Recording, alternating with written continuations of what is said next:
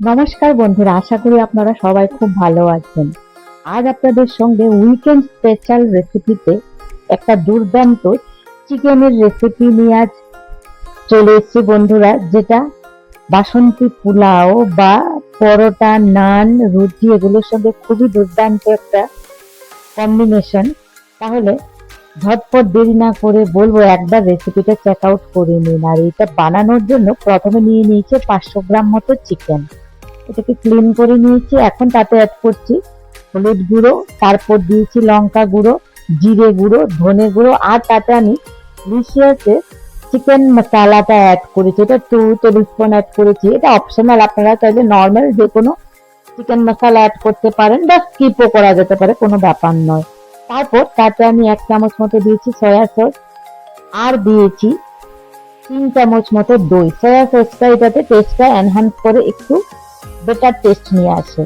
আর এখন তাতে দিচ্ছি 2 চামচ মতো মাস্টার্ড অয়েল, আর দেব 1 টেবিল স্পুন মতো কসুরি মেথি দিয়ে সবগুলোকে ভালো করে একটু মেরিনেট করে নেব। মেখে এটাকে এখন আমরা এই মেরিনেশনটাকে 15 টু 30 মিনিট, যতটা আপনাদের টাইম পসিবল হয় সেই অনুযায়ী রেখে দেবেন। অন্যদিকে দেখুন, আমি 15 মিনিট মতো রেখেছিলাম, কড়াই বসিয়ে দিয়েছি।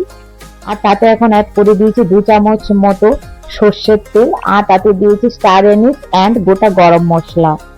তারপরে তাতে ম্যারিনেটেড চিকেনটা অ্যাড করে দিয়েছি। ব্যাস, এখন চিকেনটাতে মিডিয়াম ফ্লেমে আমি এটাকে একটু ঢেকে ভালো করে কষাতে দেব। 10 মিনিট মতো আমি এটা থেকে এমনিতেই জল বেরোচ্ছে, জলটা মোটামুটি শুকিয়ে যাবে, ততটা পর্যন্ত এটাকে একটু কষিয়ে নেবো। দেখুন জলটা মোটামুটি ড্রাই হয়েছে, অয়েল সেপারেট হয়ে যাচ্ছে।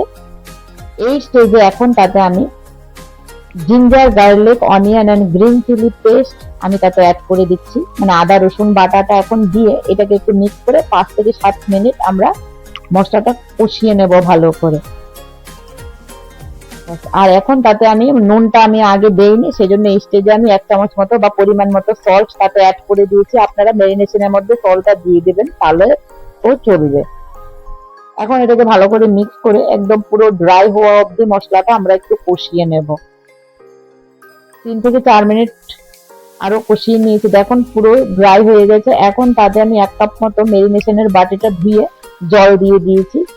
গ্রেভিটা একটু ঠিক রাখবো, একদম কষাও হবে না এবং একদম ঝোল পাতলাও করিনি। আর তাতে এখন অ্যাড করে দিয়েছি আগে থেকে ভেজে রাখা আলু। আমরা যেহেতু চিকেন একটু আলু পছন্দ করি তাই অ্যাড করছি, আপনারা চাইলে এটা আলুটা স্কিপও করতে পারেন, তাহলেও এটা টেস্টে কোনো পরিবর্তন হবে না। এখন আলুটা দেওয়ার পর 2 থেকে 3 মিনিট আমি ফুটিয়ে নেব, কারণ আমার চিকেনটা দেখে নিচ্ছি একবার আমি, চিকেনটা মোটামুটি আমার সেদ্ধ হয়ে গেছে। এখন তাতে টেস্টটা ব্যালেন্স করার জন্য আমি তাতে 1/3 স্পুন দিয়ে দিয়েছি চিনি। আর লাস্টলি তাতে নামানোর আগে দিয়ে দেবো ধনে পাতা কুচি। তাহলে eat healthy, stay healthy, take care and bye by.